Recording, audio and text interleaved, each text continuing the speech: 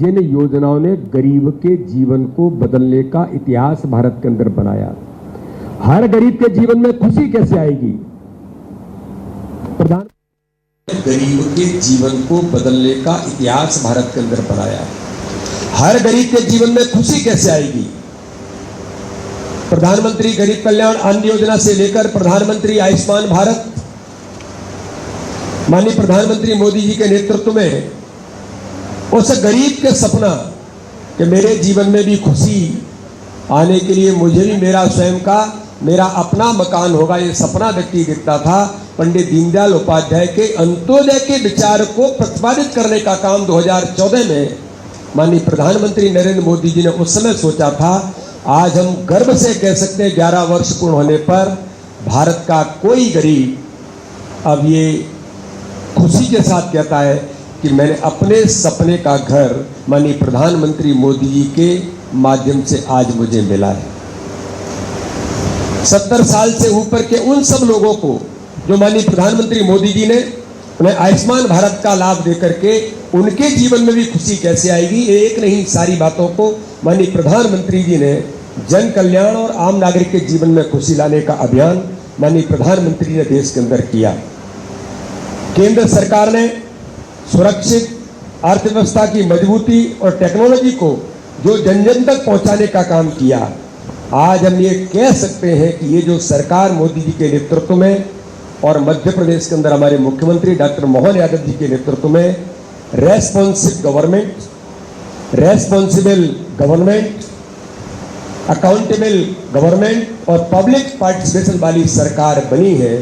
2014 के पहले हम देखते थे भ्रष्टाचार, घोटाले और तुष्टीकरण का परसेप्शन सरकारों का इस देश के अंदर रहा, लेकिन आज हमें इस बात की खुशी है कि अब विकास, आविष्कार और नवाचार की सरकार का परसेप्शन भारत के अंदर माननीय प्रधानमंत्री मोदी जी के नेतृत्व में बना है।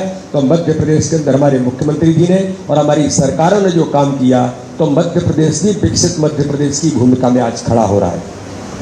इसलिए मुझे ये बताने में गर्व है कि योजनाओं और योजनाओं की उपलब्धियों में हमारे नेतृत्व ने किस प्रकार से गरीब का जीवन बदलेगा ये जो प्रयास किया।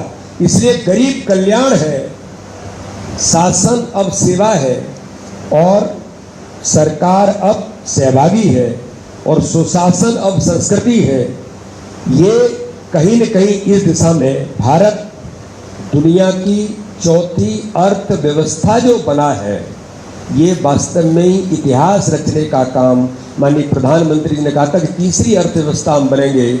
आज हम दुनिया की चौथी अर्थव्यवस्था बने। एक ओर ऑपरेशन सिंदूर की सफलता और दूसरी ओर भारत से जो हम 15 नंबर की अर्थव्यवस्था में थे, हम देखते हैं कि वित्त मंत्री के रूप में स्वर्गीय मनमोहन सिंह जी अपना कार्यकाल पूरा कर चुके हैं नरसिम्हा राव जी के सरकार के बाद में वो स्वयं प्रधानमंत्री रह गए।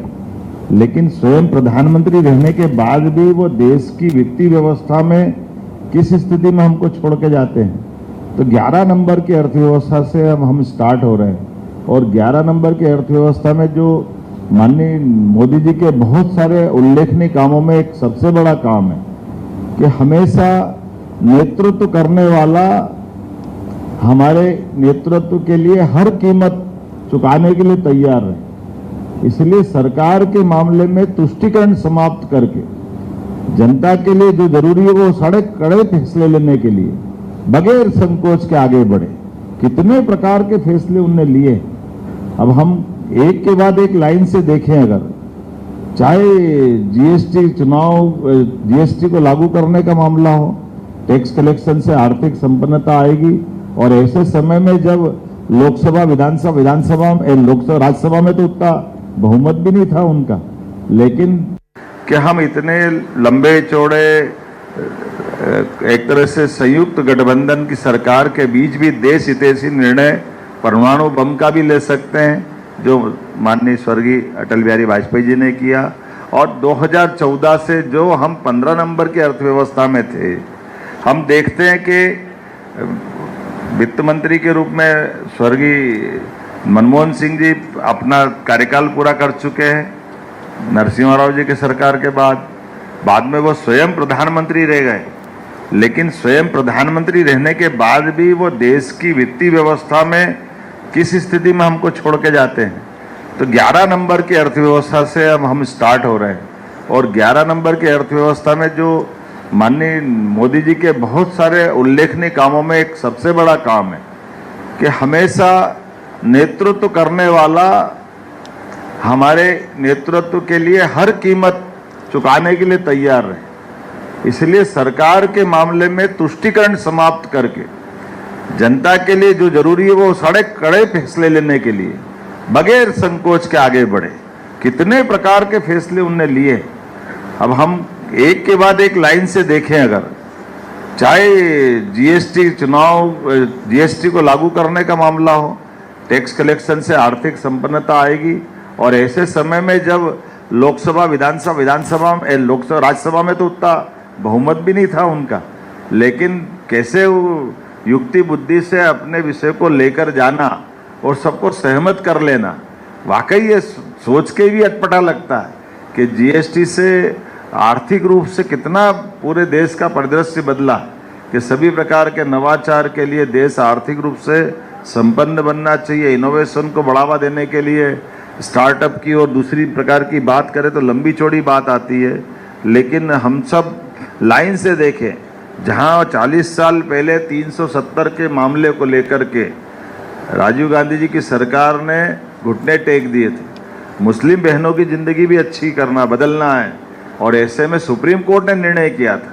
आप केवल 2 सुप्रीम कोर्ट के निर्णय से तुलना कर लें माननीय प्रधानमंत्री जी की। लोकतंत्र खूबसूरती और लोकतंत्र की ताकत क्या होती है। सुप्रीम कोर्ट तो फैसले करेगी, लेकिन फैसले को लागू करने का दम चाहिए। और जहां 3 तलाक के मामले में सुप्रीम कोर्ट ने निर्णय किया अपनी मध्य प्रदेश इंदौर की बेटी शाहबानो के मामले में, और उसके उलट राजीव गांधी जी की सरकार ने वो फैसला बदल दिया। आरिफ मोहम्मद साहब अभी गवर्नर है, उस बात के गवाह हैं, जिन्होंने अपनी बात जिस ढंग से रखने का प्रयास किया था, और जो उनके स्वयं के शब्दों में कभी आप सुनोगे तो बताएंगे अंदर की कहानी क्या है। लेकिन माननीय मोदी जी ने शुरू दिन से जो कहा कि हम हिंदू मुस्लिम में भेद नहीं करेंगे, हमारी हिंदू बहनों की भी ज़िंदगी में जो मदद कर सकते हैं वो करेंगे, लेकिन मुस्लिम बहनों की ज़िंदगी में भी अगर बदलाव लाना है, 3 तलाक के कानून से उनके लिए ज़िंदगी में अगर सुख का सवेरा आता है, तो 3 तलाक कानून को बदलने की हिम्मत भी दिखाने का काम अगर किसी ने किया, मोदी जी की सरकार ने किया। राम मंदिर के मसले पे अपन देखें, सुप्रीम कोर्ट ने तो फैसले पहले भी किए। मैंने इंदिरा गांधी जी का अपन फैसला देख ले, उनका स्वयं का इलाहाबाद हाईकोर्ट का फैसला हुआ था, उसके बदले में उनने क्या दिया, आपातकाल लगा दिया। 3 तलाक का मैंने बताया था, सुप्रीम कोर्ट ने फैसला दिया। तो कोर्ट की भी महत्ता को स्थापित करते हुए जनता के बीच में सर्वोच्चता सुप्रीम कोर्ट ने निर्णय किया, तो लागू करना, 3 तलाक भी लागू करके दिखाया, भले 40 साल पुराना, और राम मंदिर का फैसला भी लागू करके दिखाया। तो हिंदू मुस्लिम, राम जी का नाम लेते ही देश में दंगे हो जाते, जाने क्या क्या हो जाते थे। लेकिन इतने पुराने मसले को भी सबको साथ लेकर के, ना तो भूमि पूजन के समय झंझट कोई हुई पूरे देश में, ना बाद में लोकार्पण के समय हुई, और उससे बढ़कर के जो आज़ादी के समय, सोमनाथ के समय निर्णय होना था, जब तत्कालीन प्रधानमंत्री नेहरू जी को बुलाया गया था कि सोमनाथ के मंदिर के भूमि पूजन लोकार्पण में सरदार वल्लभ भाई पटेल वहाँ मौजूद थे, उनने निमंत्रण दिया था। उस समय के राष्ट्रपति राजेंद्र प्रसाद जी सहित प्रधानमंत्री को बुलाया था, लेकिन नेहरू जी जाने की साहस नहीं जुटा पाए। 1000 साल पुराना हमारा कलंक, देश आज़ाद होता है तो हमारे वो सारे मापदंड और वो सारे मानदंड जिनके आधार पर देश का लोकतंत्र खूबसूरती और दुनिया के अंदर गर्व से सिर ऊंचा रखता है, हम सब देखते हैं कि सुप्रीम कोर्ट के निर्णय के आधार पर सुप्रीम कोर्ट का निर्णय का पालन भी कराया जाता है। और न केवल अयोध्या में जाकर स्वयं प्रधानमंत्री बैठ करके, बजाय किसी हिचक के, सभी वर्गों के लिए, जैसे मैंने मुस्लिम समाज की बहन का निर्णय करने में भी हिचक नहीं, बाकी बहुसंख्यक समाज के लिए भी निर्णय करने में हिचक नहीं। हमारे यहाँ एक के बाद एक ऐसे, कभी आप कल्पना करो कि हमारे अपने बच्चों के जीवन के लिए रूस यूक्रेन युद्ध याद करो, तो हमारे बच्चों को भी लेकर के आने के लिए अब कितना अच्छा लगता है कि हमारे बच्चों के पीछे पीछे पाकिस्तान के बच्चे भी निकल करके आए, वो भी भारत माता की जय करके आए।